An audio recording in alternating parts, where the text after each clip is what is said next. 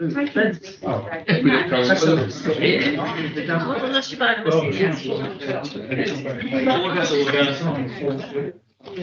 Good evening, members, and welcome to. Good evening and welcome to Planning Board. My name is Mark Watkins. I am the solicitor to the council, and the reason you're hearing from me first thing this evening is, as you can see, we do not have a chair. I understand from information I've been given that both your chair and vice chair have given apologies and are unable to attend this evening. In no circumstances, Standing Order 28 of the Constitution allows you to vote one of your member as effectively a temporary chair to take charge of proceedings this evening. And I am now going to look amongst you to see if there is any proposer for any particular member to chair this evening's board. Yes, Councillor. I'd like to propose Councillor Margaret, please, to be temporary chair for this evening. Thank you. Do I have a seconder? Yeah, I'll say second.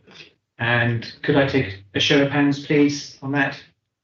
Or any against? Any abstentions? That's carried. I therefore invite you, Councillor, to take your seat as chair and start your way through the agenda. Thank you. Not to be honest. Cheers. We'll thank you then. Very well. We're all good together. Let's go. Thank you. So I need to start. Thanks. I need to start with the evacuation procedure. So I'll just very quickly go through this. We've got two doors, one there, one there. So on discovering the fire, if it's safe to do so, try and put it out with an extinguisher and get out of the way. Please carry out the following if you hear the evacuation signal. Exit the building by the nearest exit, that one. All visitors to report to assembly point G, which is in the car park, back. And do not leave the assembly point until you've been ticked off the list. And it'll be, I think, or it'll be, yeah, one of them. So one of the officers will pick you up and allow you to go home or back in the building if it's appropriate. So if we move on to apologies then. So I've got apologies from Councillor Simpson, chair, and substituted by Councillor Smith, Sandra. Apologies from Councillor Riley, and sub is Councillor Davey, thank you, Bernadette. And apologies from Councillor Ridley, and substitute Councillor Amelia. So welcome to people who aren't usually on the planning board, and for the rest of you that are. Well, I've got any disclosures of pecuniary and non-pecuniary interests. Councillor Hobley. Thank you. I just need to disclose a non-pecuniary interest in. Sorry. It's 6B. 7B. My mum's being considered for a place at the nursing home, so it's best to. Oh, Cowley's. Yeah, it's best to just declare it. So does that mean that it's only for noting, actually? So we're not going to vote. I'll say that for anything else. It's not appropriate. So yes. Okay. So we now move on. There's no more of that. We know. I don't think. Yes, going on to the minutes. So the minutes of the previous meetings on the 8th of April. Any comments from anyone? Now the proposal to accept them. So Councillor Jarvis, seconded by Councillor Humphreys. All those in favour? Thank you very much. I'm going to sign those now. Don't forget.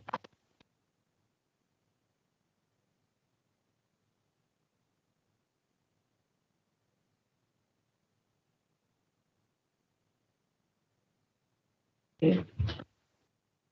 So the next agenda item 5 is the introduction of a charging fee schedule for self and custom built register. And I believe you're going to do this. Good evening. It's we already hold a register for the self and custom build, and this is a proposal to actually introduce a charge for it. We currently have 41 entries on the register when the report was made, and the proposal is to charge, as you can see in 4.7, £75 per entry onto the register, and then an annual fee of £25. What we're finding is that it's taking a lot longer to process and to make sure that the register is up to date, but also increasingly it's to make sure that we can make sure that there are sites as well. But a proposal before you is just to introduce a charge, and then we will monitor that and see how well or how well it doesn't work, and then we can always bring back a further report next year following the first year of implementation. I'm happy to answer any questions. Thank you, Councillor Humphrey. Yeah, Mrs. Barrett, I'm going to say this now. Is there a given number that we look for, or are they part of the windfall process? We do actually have a policy within the local plan that says that we should be seeking to provide sites as in terms of the strategic allocations. So on the larger sites, we'd expect there to be service plots or things like that. The regulations have changed in that if someone applies for planning permission, it has to clearly be stated that it is either self-build or custom build. And it's only those plots that we can actually count towards the ones that will deal with the supply. But being on the register doesn't automatically mean that you'll actually get one of those plots, but it just means that you'll be made aware of them at the appropriate time. Thank you. Councillor Hayden. Can I move the recommendations as printed on the paper? Thank you. Councillor Parsons. Yeah, if I might just ask one question. Will there be a requirement to be on the register in order to go for a self-build plot? No. No, There isn't. The requirement is for the Borough Council to hold the register, and that we then need to be able to show that we're actually supplying a continuous supply of self and custom build through the application process. And it's that purpose that we need to keep the register as up to date as we possibly can, so that we're aware of the need that's out there. So can I second the proposal? Thank you. That's very good. Councillor Parsons seconds. Can I just ask one more question? Why are we not keeping a separate register for local people, as some councils do?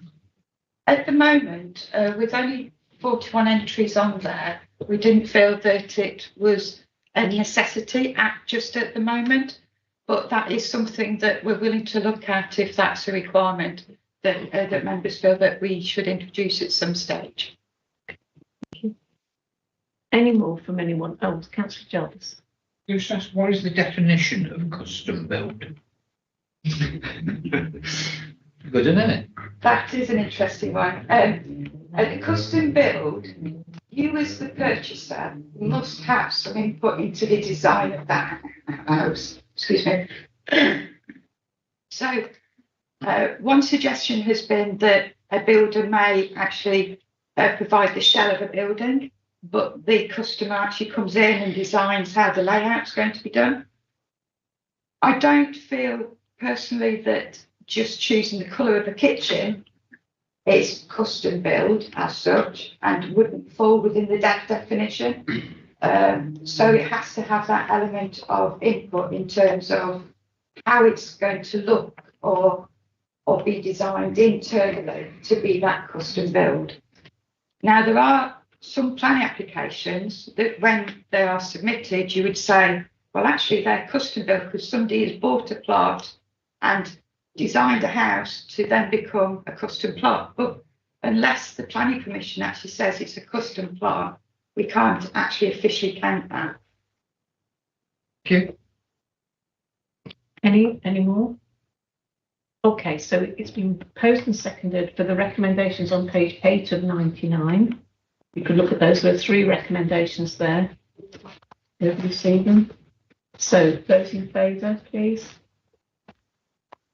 Those against? Any abstentions? Carried. Thank you very much. Moving on then to agenda item 6. This is the South Staffordshire Council local plan review, and Mrs. Barrett, you're on the go. South Staffs Council actually produced what is called a Regulation 19 local plan back in 2022, but they then put that on the hold. At that time, they were actually seeking to deliver 4,000 units that would contribute to the Greater Birmingham and Black Country housing market area. As you can see in the local plan, in the report, sorry, following the changes to the NPPF, they've actually changed their Regulation 19, and they are now only seeking to deliver 640 units for the Greater Birmingham and Black Country housing market area. In terms of employment, though, they are still continuing to allocate substantial sites. So what we would like to do is support them in terms of the strategic employment sites, but to actually object at this point, so that we're objecting to the huge reduction in terms of housing numbers. Thank you. Councillor Humphreys. Some time ago, we agreed that we would build 500 houses for Tamworth, which is in South Staffordshire. So if they're now not going to build best part 3,500 houses, does that mean they've got room now to build their own 6,640 or 500, and we do not need to now consider that we have a duty to cooperate? In terms of South Staffs, it's South Staffordshire Borough Council, which is different to South Staffordshire County Council. Oh, sorry. No, it's fine. So in terms of the Tamworth plan, we're still providing for that 500. So this is further along the A5 towards the South Staffs area. So it is further away from us, but it's still within the Greater Birmingham and Black Country housing market area. I never realised that. It's fine. I'm trying to play the Joker there. Councillor Hayfield. They can reduce their housing target, can we? When we review our local plan, that is something that is something that would be open to members to look at. However, and the reason that I would like to carry on with the objection is because the housing need is still growing within the Greater Birmingham and Black Country area. It isn't reducing, and so we need to object to other people's local plans that aren't delivering the same as what we're doing. So I would do it the other way round and say that we should continue with the housing numbers, but object to those that aren't. Can I ask a question of what? So, what weight? I'm going to use Mr. Brown's language here. What weight do people give to objections such as ours? What impact is it likely to have? Our objection would then be carried forward to their examination process. So it would then be up to the local plan inspector for the South Staff local plan to determine what weight. However, I'm sure that there'll be an awful lot of other people around the table that will be objecting, particularly developers and agents, that will be saying that their sites previously allocated should still be coming forward. So I don't think we'll be a voice all by ourselves in this. Thank you. Any other questions or comments, members? Okay, so you can see on page 30 of 99, there are 4 recommendations, basically, that we agree to the objections that have been put forward. I've got a proposer for that. Thank you, Councillor Jarvis, seconded by Councillor Humphreys. No questions? Okay, those in favour? Against? Any objections? Thank you, that's carried. Thank you very much. We're going to move on to planning applications now. And the first one is paper 2024-0059, Sycamore Avenue, Polesworth, Tamworth. So no speakers, this one, Mr. Brown. Well, thank you, Madam Chair. As members can see, this application is not for determination tonight. The recommendation is to confirm that planning permission would have been granted, because planning permission has been granted, as you can see from the report. The report outlines the reasons for that. So I just run through the slides. You can see there the site allocated in red, the end of a small run of houses in the centre of Holsworth. And then the proposal is a straightforward disability extension, as you can see there, which wraps round. As you can see, that was approved on the 9th of April from that particular slide. And really, Madam Chairman, the recommendation here is just to confirm action already taken. Local members have been involved in that decision earlier on. Thank you, Ms Brown. Any comments or questions on this one? In which case, then the proposal for the recommendation on page 40 of 99. Thank you, Councillor Parsons. Sorry, Councillor Derdick seconding. Thank you. The recommendation is that we confirm the conditional granting planning permission. Those in favour? Any against? Any abstentions? So the next one is paper 0134, Cowley's Nursing Home, Astley Lane. Again, no speakers on this one, Mr Brown. Thank you, Madam Chairman. This is for information. The application has just been received, and as I normally do, I just introduce the case to members. Some members have been involved in pre-application discussions on this, and certainly a site visit was undertaken last autumn, and the note of that is attached as one of the appendices. It is in fact for an additional block at the Cowley's Nursing Home in Astley. So if I can just run through the slides. On the right-hand side there, you can see the existing blocks outlined in orange, and perhaps in a bit more detail on the left-hand side. The application site there is outlined in red. And as you can see, there are some existing buildings on that site from the top right-hand plan. An aerial photograph. Again, the 3 blocks, as you can see, and the area of land there is to the south where the existing buildings are.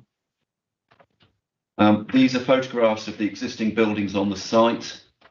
Top left is the existing villa, the original villa known as Cowley's House, which was the first to be converted for this particular use. And that is success. And also bottom left is also a photograph there.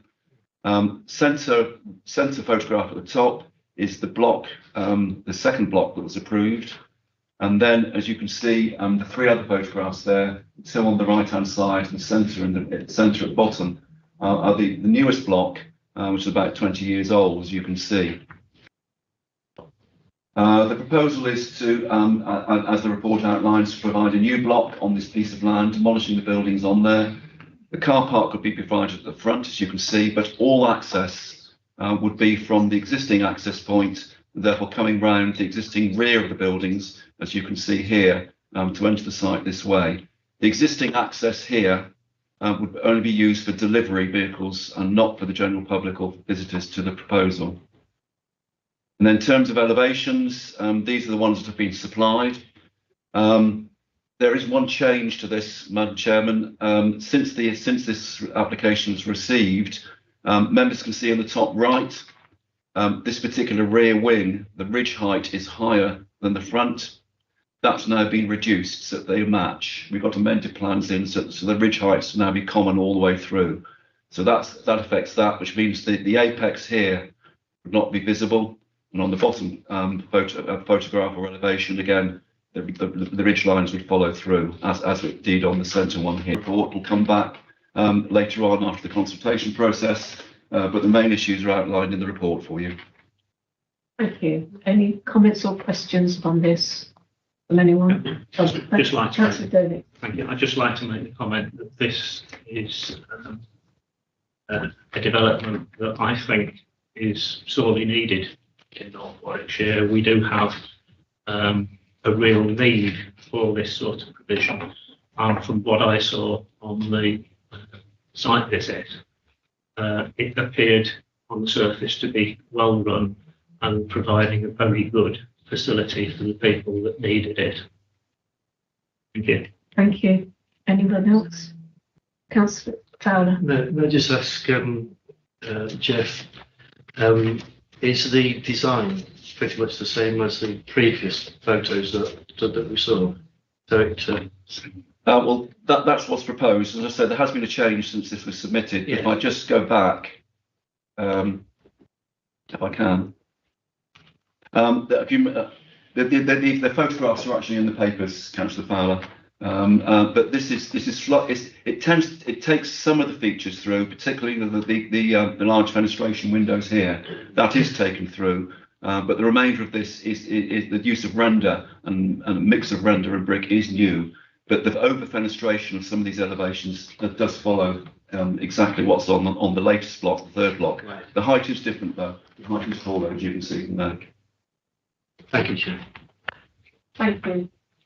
Any more questions or comments? No, this report is just for noting, so everyone's content to do that. I'm told we don't need to vote. Noted it is then. Thank you very much. So move on to the next one, which is paper 0029, Millfield Common Lane, Crawley. Now, in front of you, you will have an exchange of letters and emails, a note from Crawley Parish Council and a response from the applicant. Can I just confirm that everyone's had time to read that? And if not, I'll give you a minute or so. I can see people reading, so I'm going to give you a minute to read that through to make sure everybody's seen it. They were emailed earlier, yes. Not everybody. There is not a few.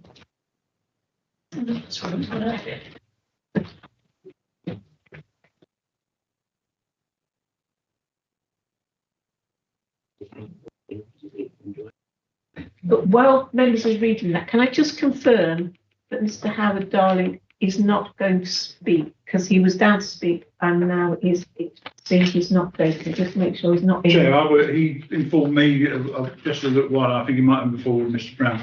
He's gone to the Fifield development, the 40 houses just up the road that they're trying to build in Coventry, Okay. which is right on the border. So that's fine. So I just want to make sure he's not here and I don't ignore him when he's here. No? Thank you. Has everyone had a chance to read that? So I'm going to hand over to Mr. Brown then. Thank you. Right, thank you, Madam Chairman. Let's just run through the slides first. These are replicas of what you see in the papers in front of you already. The application site there outlined in red, a large house with a property next door, a very large garden, as you can see, and a ribbon of development on the left-hand side. The proposal is to demolish the existing house and to erect two houses, as you can see there. The two houses have got their basic footprints, as you can see. Just below, it's not very clear on the papers, I think, on the agenda, but on the slide, you may be able to see a dotted line. This line here, which in fact is the size and extent of the existing house plus the extensions that have recently been approved. Those are the house elevations that are being proposed. But this is the one I wanted to particularly, and I'll leave this one up, Madam Chairman. The top one there this is the existing house, and these are the extensions that have been approved on the left-hand side, as you can see. These are the two new proposed houses, and again, the dotted line behind is a replica of the outline of the elevation of the house plus its approved extension. So you can compare the footprint and also the size and mass of the two houses against what's there originally. As the Chairman pointed out, Parish Council has objected. The content of that objection is reported in the papers, but that's been expanded on in the note that's been sent round, and the applicant has responded to that. I just need to make a couple of points. First, of course, is, as members will be aware, no weight should be given to the motive of the applicant. The Parish Council has inferred something in its report or in its note, and no weight at all should be given to the applicant's motives in this case. The Parish Council also refers always through its notes and objection to the existing house. That's not the case in planning terms. As you can see here, there's an approved extension which hasn't been built yet, but that is a fallback position, which is material in this case, as you'll see from the report. It's the existing house plus its extension.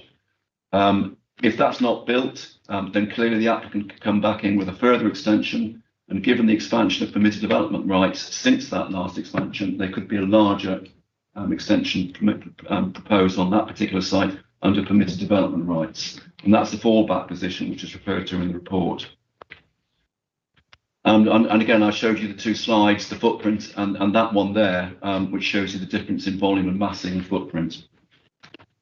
The parish council also referred to what they see as inconsistencies between this case, or the recommendation in this case, and a previous case which members have dealt with. I totally agree that this development and the other case is inappropriate development in the Greenbelt. There's no doubt about that. But here we're dealing with replacement, whereas the other case was dealing with previously developed land and infill, and the conditions attached to those particular categories are different in terms of the NPPF. And in this particular case, the correct conditions have been applied in the report. If you look at the other case, which was a PDL, previously developed land case, those conditions apply to that case. And also in that other case, 2 appeal inspectors have agreed with the council that planning permission should be refused. It doesn't mean to say planning permission should be refused here, or members, that isn't open to members, Madam Chairman. That's a matter of the final planning balance, which you'll have to take this evening. Thank you. Councillor Hayfield. Thank you, Chair. I know this area quite well. I was a councillor, worked for a long time. There are a number of very large houses in even larger plots, both along this part of Crawley and along the Common Road that runs down to Crawley. I'm surprised we haven't seen more of these sort of applications as people try and squeeze extra houses into existing village profiles.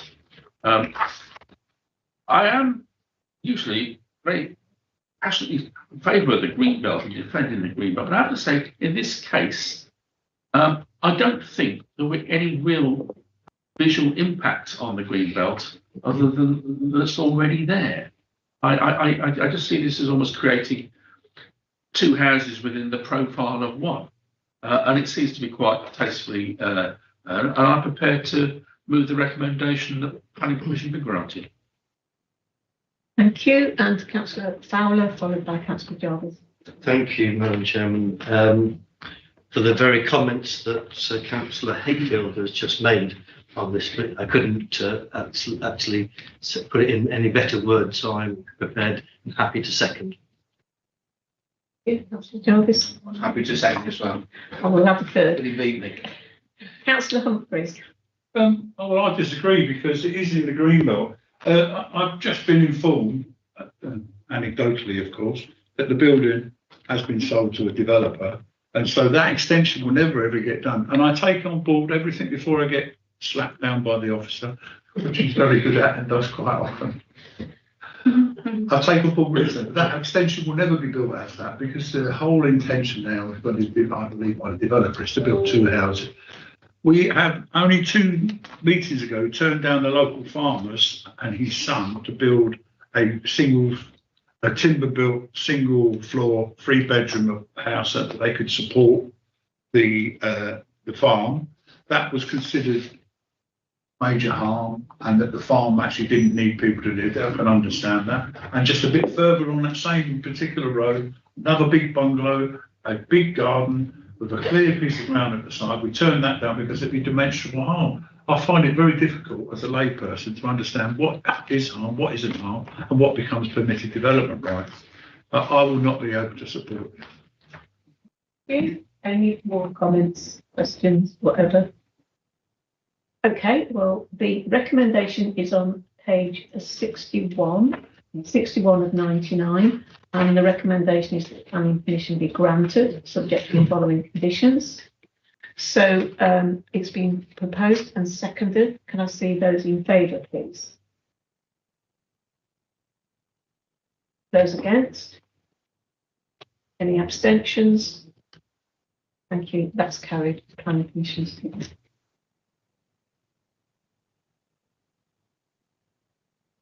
Okay, so we move on then to application 0567, the land east of Lee Marston Shooting Club. This is slightly different from what we normally do. We have got speakers for and against, and so Mr. Oakley, present? Mr. Oakley, would you like to go in the speaker's chair while I just introduce this? So after Mr. Brown has introduced this, then we have got. Do you want to introduce? I'm good. That's okay. Okay. After the office introduce this, please sit there. We've got Mr. Danny Baker, who's our pollution control officer, who is our in-house expert on noise. And the reason that we're bringing him in first is because this application is in the Greenbelt. There is the usual balance of considerations, and one of the things in the balance is the noise reduction that may be enjoyed by these bunds being put in place. So we're going to get a bit of information about that before we go much further. Okay, so going to ask Mr. Brown to introduce now. Right, thank you, Madam Chairman. I'll run through the slides first. We start with an aerial photograph. You can see the shooting club there. Blackberries Lane is the lane that runs along the north of the site, along here. The Lee Marston Hotel is over here, and golf course, as you can see. Haunch Lane is down here, and Lee Marston is further to the south. The members that were on the site visit this week, and there's a note which I've circulated to members on their desks, referring to that, so that members that weren't there, we parked in the car park here, past the clubhouse, which is where the A is basically. You walk down to the area down here where there were some shooting areas, some shooting cabins, and to take a good look at the site while looking south and also to the southeast. We then walked around the outside of this little copse, so this area of shooting. And we stood here and we managed to look down across the site to the south. And then we went round to this end of the site again, where we could look across. The proposal is for a bund, and whilst on site, the applicant had actually marked out the line of the bund around here with some white bags, which were quite useful as markers, and so that you could actually see how far away the bund would be from the club and the shooting areas. There's the bund and the plan, which you can see in front of you, 10 metres high, some distance away from the shooting area to allow that shooting to take place. It's closer to some parts of the shooting area because of the different shots and operations in place from the different parts of the site. The bund, as you can see, 10 metres high, 22 metres at its foot. The fence, which is referred to, is here along Blackberries Lane. This section will be 5 metres. And the one running alongside Blackberries Lane would be 3 metres, a properly constructed acoustic fence. In terms of cross sections, it's a bit bland and bold, as you can see there, but there's no mistake about it. It will be big. It's 10 metres and it covers quite a large area, with an illustration here at the top of what an acoustic fence will look like, and members will be familiar with that from other sites. And again, a comprehensive landscaping scheme, rather than just having a grass mound. It will be landscaped, as you can see there from that particular plan. This is a planning application. It's important to state that right from the start, Madam Chairman, and it's got to be dealt with as such. Some background to that is outlined in the report. The shooting club has an established lawful use. It is lawful. And therefore it can continue to operate on this particular site. However, there have been complaints about noise emanating from the site, and that's been the subject of complaints. And this is a genuine attempt by the applicant to try and reduce noise emissions from the site. And this is by way of the bunding and the fence proposals. And the design of that bunding, its size, location, and particularly the fence, is a direct result of the modelling work which has been undertaken by Mr. Baker and his colleagues and the applicant. So therefore, it's not something which has just been designed with a line on a plan. It's been designed appropriately in terms with the noise surveys undertaken. Noise and Mr. Baker will go into that in some detail when he speaks. This results, as you can see, in works engineering operations which are big. There's absolutely no doubt about that at all.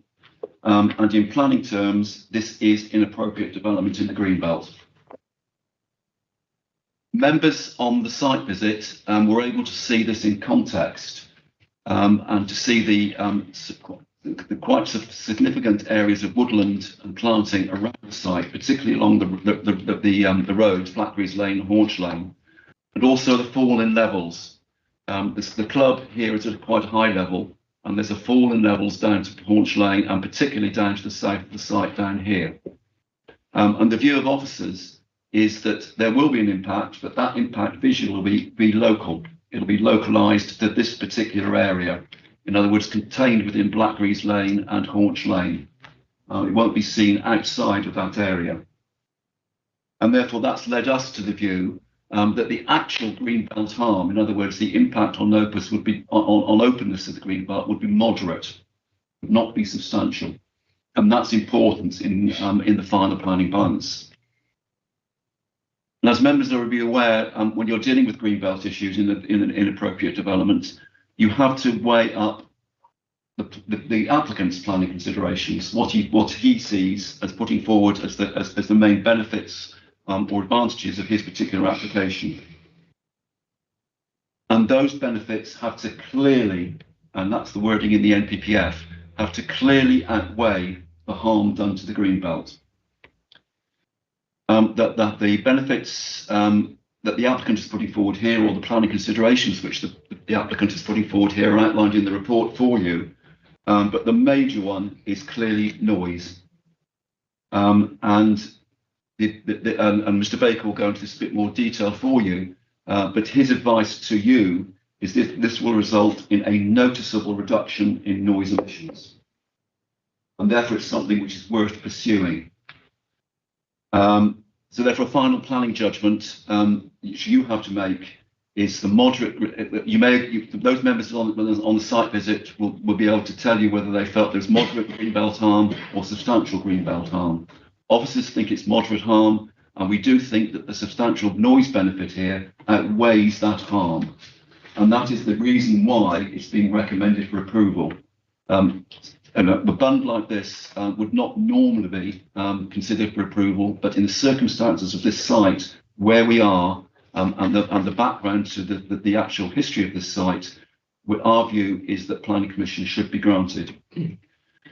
Now, a couple of things, Madam Chairman, just to add on to that. It's clearly important that the bund is provided, and it doesn't take 5-10 years to actually come into fruition.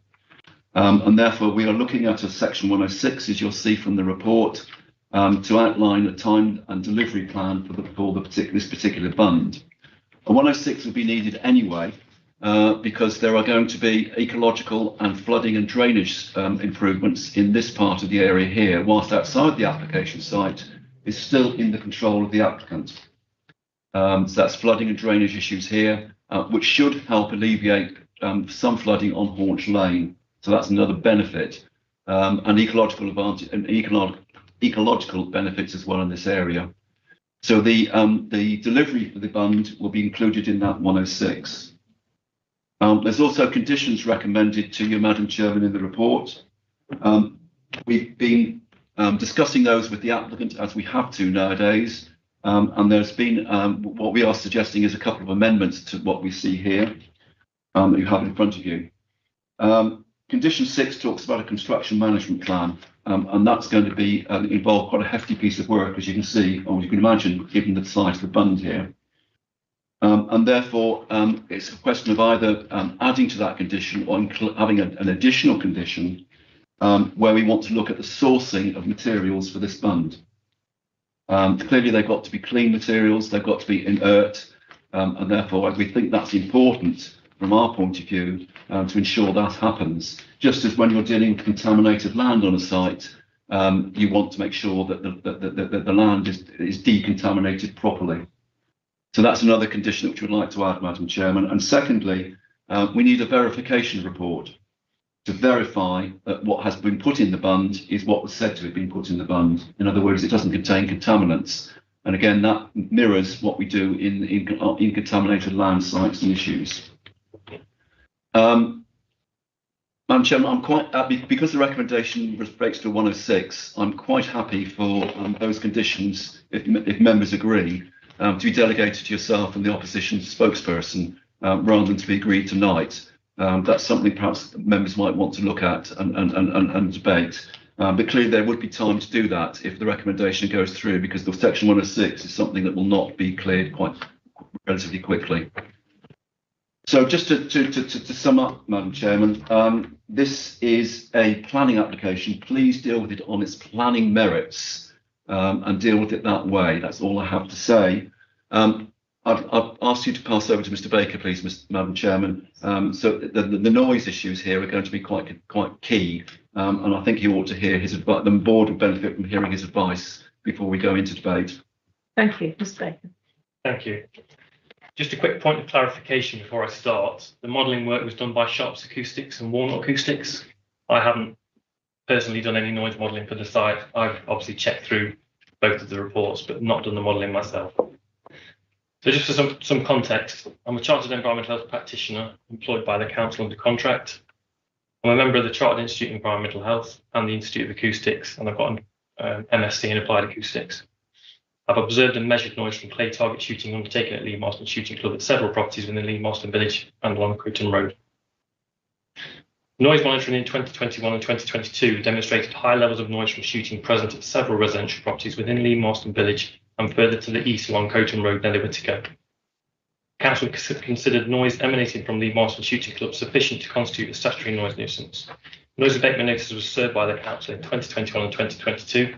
The notices were subsequently appealed by Lee Marston Shooting Club. Proceedings within the court are ongoing. The Council continue, however, to receive noise complaints regarding shooting undertaken at Lee Marston Shooting Club. In a planning context, emissions of noise from shooting currently emitted from the site are considered sufficient to constitute both observed adverse effects and significant observed adverse effects at existing residential properties within Lee Marston Village, Haunch Lane and along Crowton Road. The construction of a new earth bund to a height of 10 metres, as well as localised screening to a height of 3 metres and 5 metres, provides the opportunity to reduce shot noise levels within the community.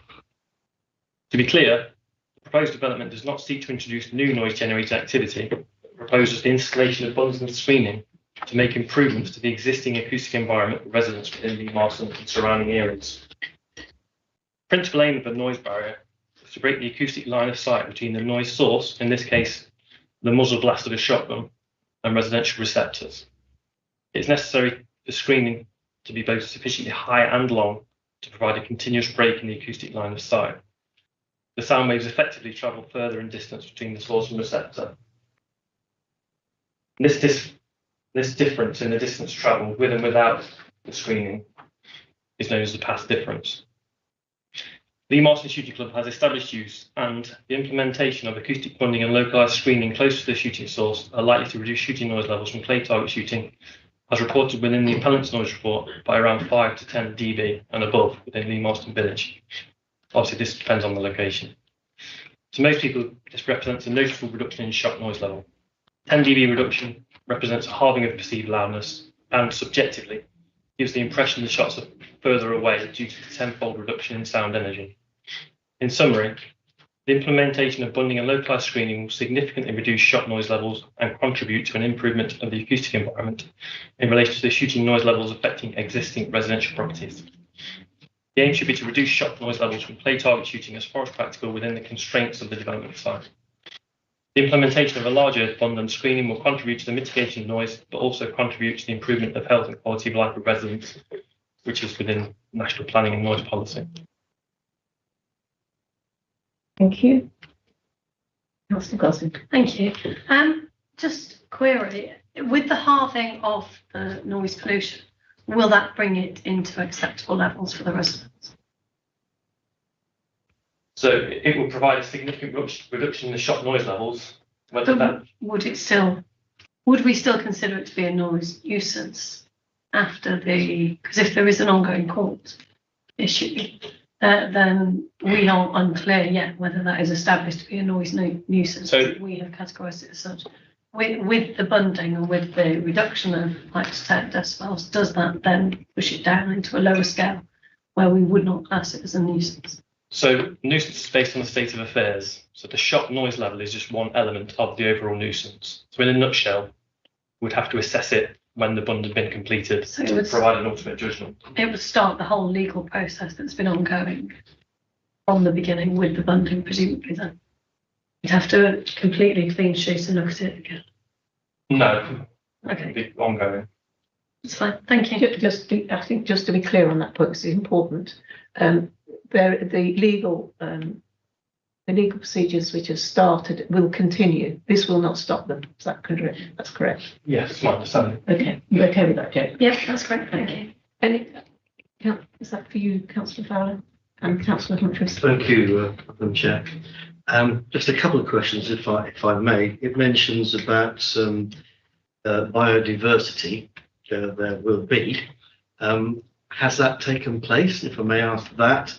The second one is talked about flooding, and is there a plan in place as we speak? And you mentioned that the fence being some 10 metres high. I haven't seen it in here, but I'm just wondering whether there is any potential kind of screening of that fence to take away the look of it. Thank you. In terms of Councillor Fowler's questions, in terms of ecology and surface water drainage, there are conditions in the recommendation, Councillor Fowler, conditions 8 and condition 9, which require them to come forward. So they're quite detailed conditions. So therefore, we haven't got detailed plans yet of those arrangements. But the intention is that they come in as part and parcel of those conditions. So that's conditions 8 conditions 8 and condition 9. In terms of the fence, I made sure that when I went through the introduction, the fence isn't 5 metres and 3 metres. It's not the 10 metres. The bund is the 10 metres. Councillor Humphries. Yeah, I was going to say, as a layperson, I used to run factories with high generation noise from machines, etc. And at 83 decibels, everybody had ear defenders, etc. And then you say halving, so we're halving it from a figure that I haven't picked up yet. What will it get to? Will it get to the point that you don't need ear defenders at all?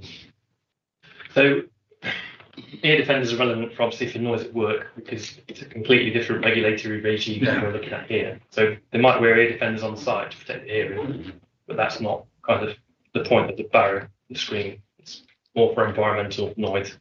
So instantaneous levels will be currently worst case 80, 85 dB and above. But in terms of an LEQ, so the daily exposures, the average over an 8-hour period, whereas the shooting noise levels are an instantaneous 125 a second high peak of noise. It's kind of apples and pears comparisons. Yeah, I'm just trying to work out what half is.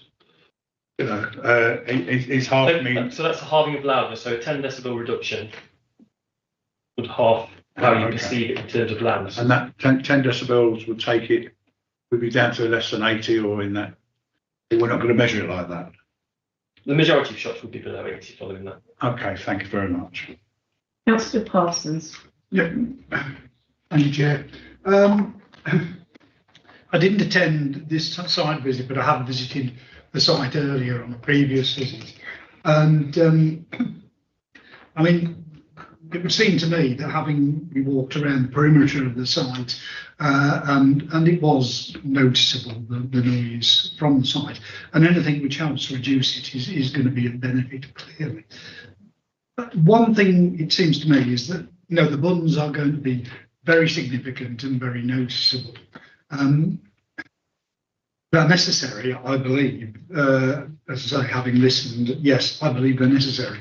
But I'm wondering if there can be any condition about planting on the bunds in order to sort of blend them in a little bit. They're going to be very stark and big, and whether that could be a condition which might sort of make them slightly more acceptable. Councillor Parsons, just at the moment, we just questions on noise, but you've made an important point. Can we hold that until we get on to the discussion? Yeah. Thank you. So if everybody's content, I'm going to move on to the speakers now. Sorry, yes, Chair. that's okay. We're going to move on to the speakers, and obviously we'll have discussion afterwards. Now, I've got down Mr. Oakley, who's sitting very patiently in our speakers' chair, but I also understand there's Sharon and Andrew Greenaway and Karen Morris. Are they on Teams? Yeah.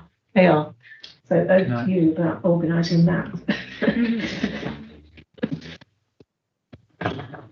Thank you. So I don't know how familiar the speakers are with our published guidance on addressing board. Both objectors and applicants have a total time allowance of 3 minutes, and I can see that we have 4 speakers registered to register against. And so my first question is to all speakers, have you nominated a spokesman for that purpose? No, but I have been restricted to 2 speakers at 12:30 this afternoon, which means to say that I'm geared up to 1.5 minutes speaking. Okay. What you just suggested is not correct as far as I'm concerned, and the number of speakers which is allocated 4 is certainly not in my remit. I'm only remitting within the 1.5 seconds, 1 minute 30 seconds period. Can I ask those speakers registered online if each of those speakers wish to speak, or has that group nominated a spokesman? Or do you all wish to speak? That's a question for Sharon, Andrew and Karen. And you're all on mute if you're trying to speak and address us.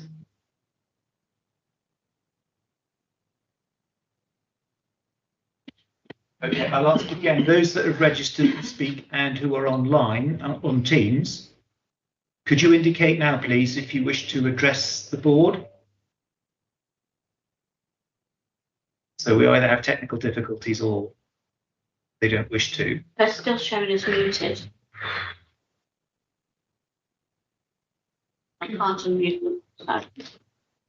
On that basis, then we just have one speaker, Mr. Oakley. You have 3 minutes. Thank you.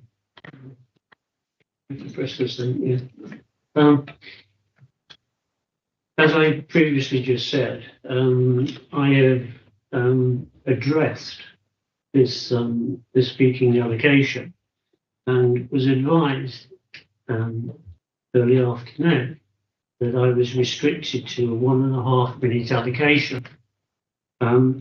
If I'd have known this was going to be a 3 minute situation, then my response may well have be different, and the allocation of my thoughts could well have been more than what I'm presenting to the board tonight.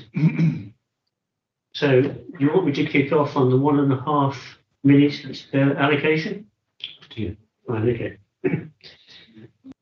All right, good evening, board. I have attended 2 community engagement meetings with North Warwickshire Borough Council and presented 3 planning consultation papers regarding planning application PAP 2023-0567. I consider the said application does not fulfil the objectives in providing mitigation to statutory noise nuisance, air pollution issues with the construction of an earth bund. The application is lacking in correct interpretation and data and does not show a level of conclusive reasoning to the objectives. I have to question the use of soft plant software modelling, which Mr. Baker will be fully aware of. The modelling framework of ISO 9613-2 within the noise assessment application. This framework has constraints in its use, which arise principally from the description of environmental noise in the ISO 1996 series of standards. I therefore consider the application should be set aside and deferred by the planning board. And I conclude that presentation. Thank you very much, Mr. Oakley. Have we got any questions for Mr. Oakley, please? Thank you very much. Thank you for your speech. And we move on to two other speakers, Mr. Guy Breeden and Mr. Clive Benkins. Right, to take the chairs. Thank you.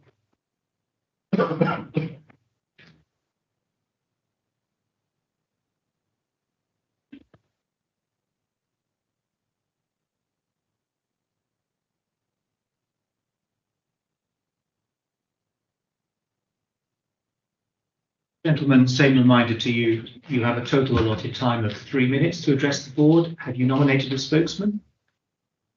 Well, okay. Don't have an awful lot to say. I'm Clive Bentley. I'm the chap that's done the noise modelling work with my team. Spent many hours at the site, been in communication with Mr. Baker, and we've undertaken an assessment of the best way to reduce noise from the site. So what various options available, and concluded that the best solution available, space constraints, etc., at this site is the bunding as we have designed it. There's an enormous amount of work, the iceberg underneath that bunds that you see on the screen. A lot of modelling work. It's all been validated by measurements we've undertaken on site, and we're confident that we're going to get, for the bulk of the village of Lee Marston, a reduction of around 10, maybe a little bit more in some places, decibels, and for them, I think the rest is somewhere between 5 and 10 decibel reduction. We think that's a substantial improvement on the current situation. And obviously we've shared all of the details of all of our work, all of our modelling, including the nitty gritty of it, if you like, with the council, who I understand have scrutinised. It's possible that we have an opinion from Daniel whether the plan that's put in place is the correct one. What the gentleman's saying is that, in your opinion, the best man for the job? Yeah, so there's a standard called ISO 9613, basically models and predicts sound as it travels through the environment.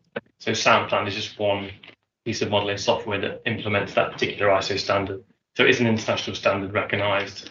And what the applicant has done is basically calibrated that model. So it's got adjustments for directivity. The shotgun, the muzzle blast is very directional in the direction that's being the direction of shooting. My understanding is this has been calibrated, so measurements at source and measurements further away. So you can basically calibrate the model to show what you measured in practice. It's kind of a check. So just as a follow-up to that, sorry. So does that mean that the bunding is the best thing for the job? Because I don't understand. Sorry. Yeah, just remind you that it's not Ms. Baker who has actually put the application in.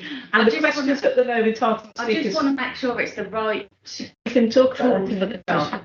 I think I can probably help if I may. So there are a limited number of options for controlling noise that is emitted outdoors.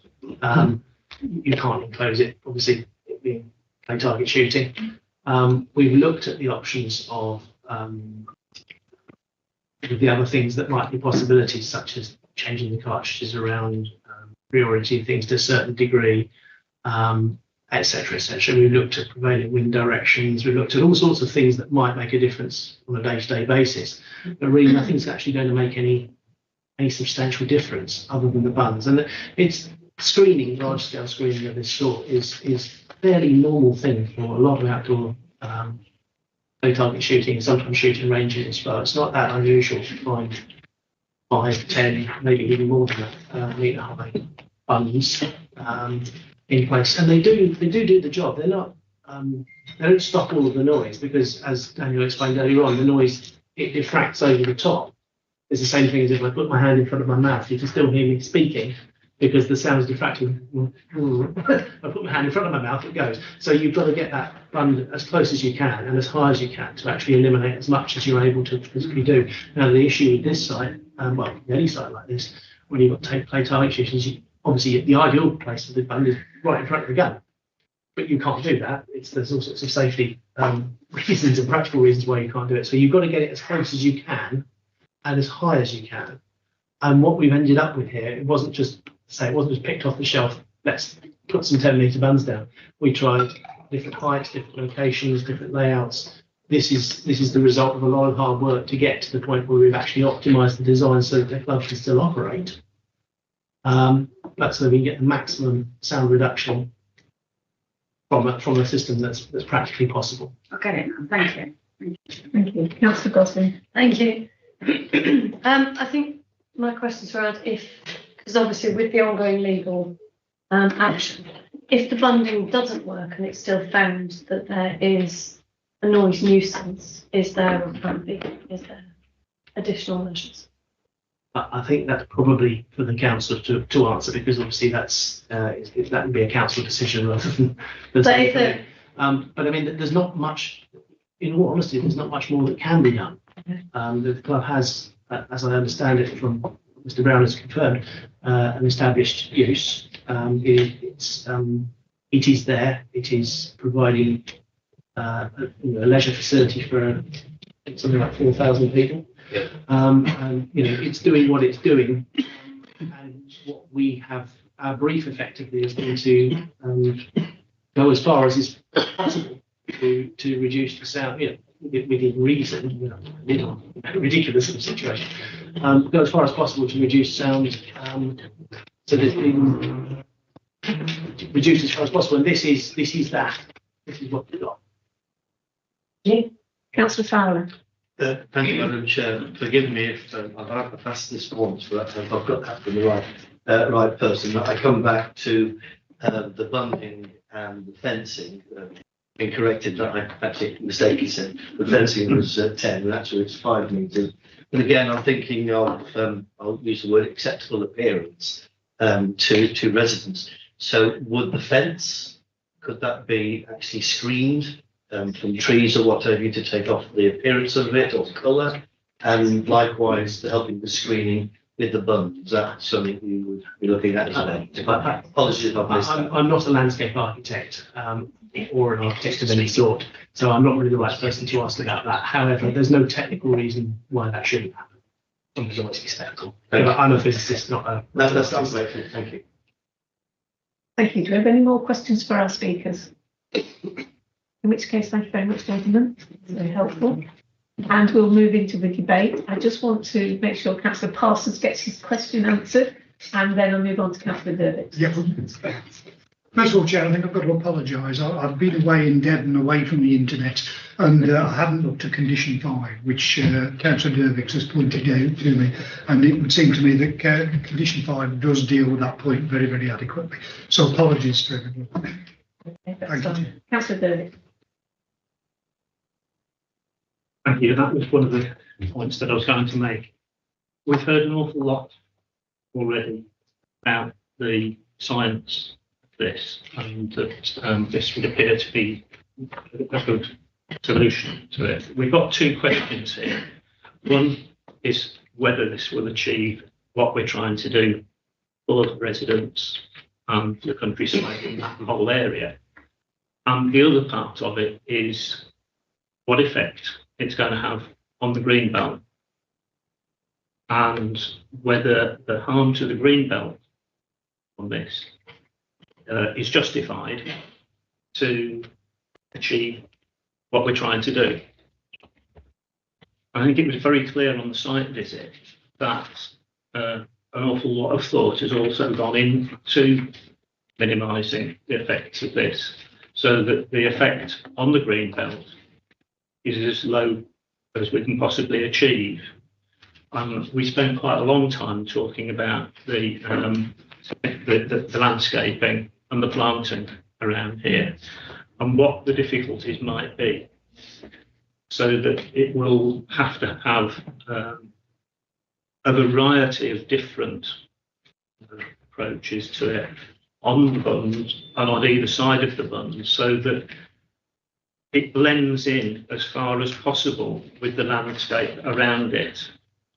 And I think, as I pointed out to Councillor Parsons, that condition 5 really does go as far as is possible to achieve that.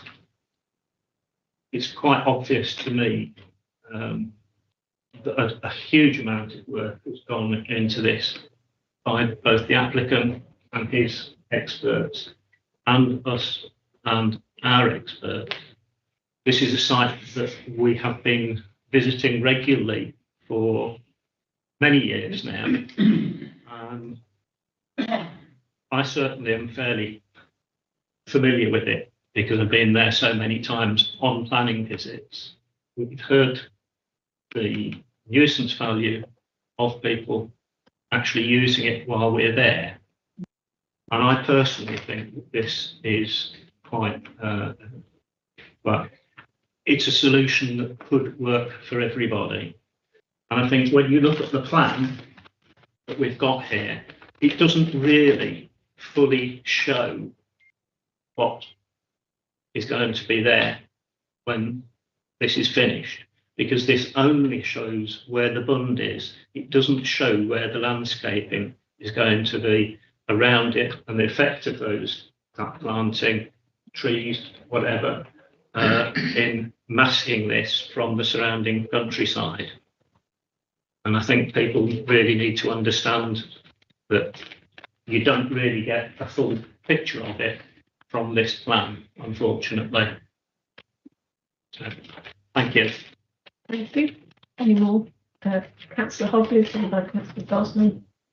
I just wanted to say we've looked at this quite, we have looked at this quite in depth before this meeting today, and I do fully understand the objections. I've always got Mr. Brown in my ear saying there must be a planning reason to turn any application down. And while the objections are mentioning the noise, I do feel like the applicant is doing this to reduce noise and not just for the fun of it.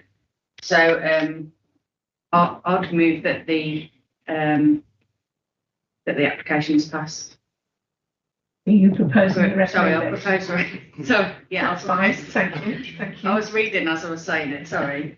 Councillor Gosling. Thank you. I think I may have another question for clarity, and then and it's what will happen if, after the bunding and the inquiry and the court proceedings go through, if the court proceedings then find that the noise is still a pollution and a nuisance, then where does it leave the business operation, things like that? I totally respect this as a £4,000 tourist attraction, but I also understand the impact on the residents and we need to get it right for them.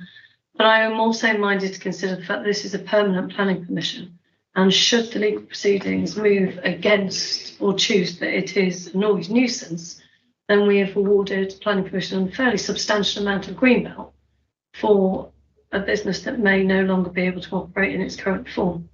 So the permanence of the planning permission compared to potential risk to the business and to the operations on this site sit slightly in conflict for me.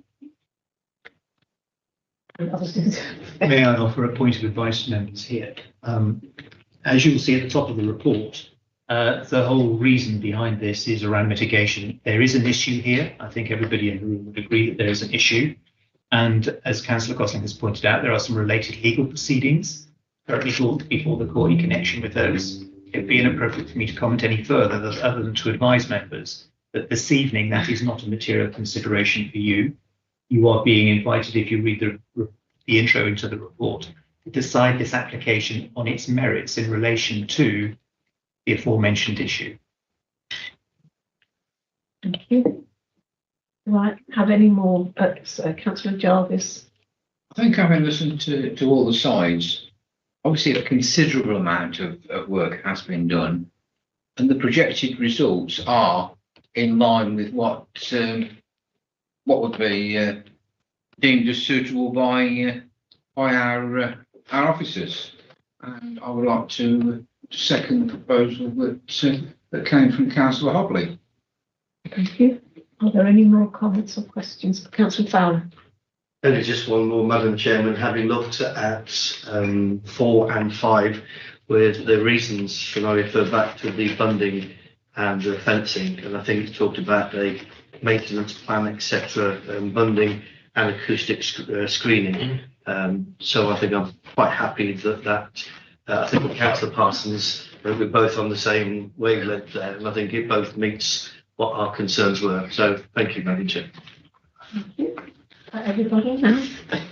So on page H2 of 99, you'll see the recommendation, which is approved, subject to the completion of a legal agreement, and it goes into quite a lot of detail and conditions. And there's a slight addition to that recommendation that the finalisation of the 106 agreement and the conditions is referred to the chair and spokesperson for this, just to get the completion when that can be done. So that is included in the recommendation. So can I see all those in favour of approval, please? Are those against? Any abstentions? Thank you. That's carried. Thank you very much.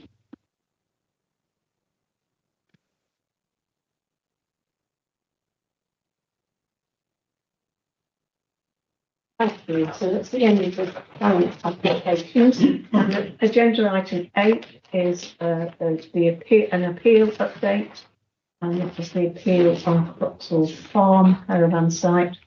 And you can see there that the appeal has been dismissed. Chair, you want to invite them to leave, Rob?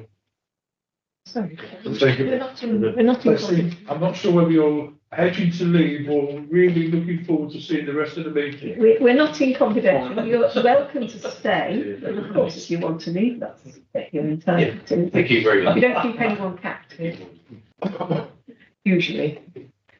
Try to. Thanks. Only the councillors get captive. Right.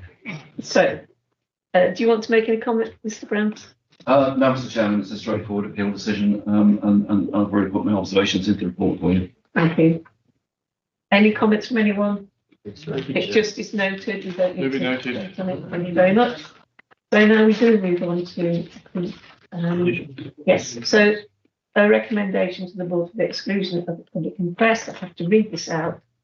So, to consider in accordance with section 100A(4) of the Local Government Act 1972, whether it is in the public interest that the public and press be excluded from the meeting for the following item of business on the grounds that it involves the likely disclosure of exempt information as defined by Schedule 12A to the Act.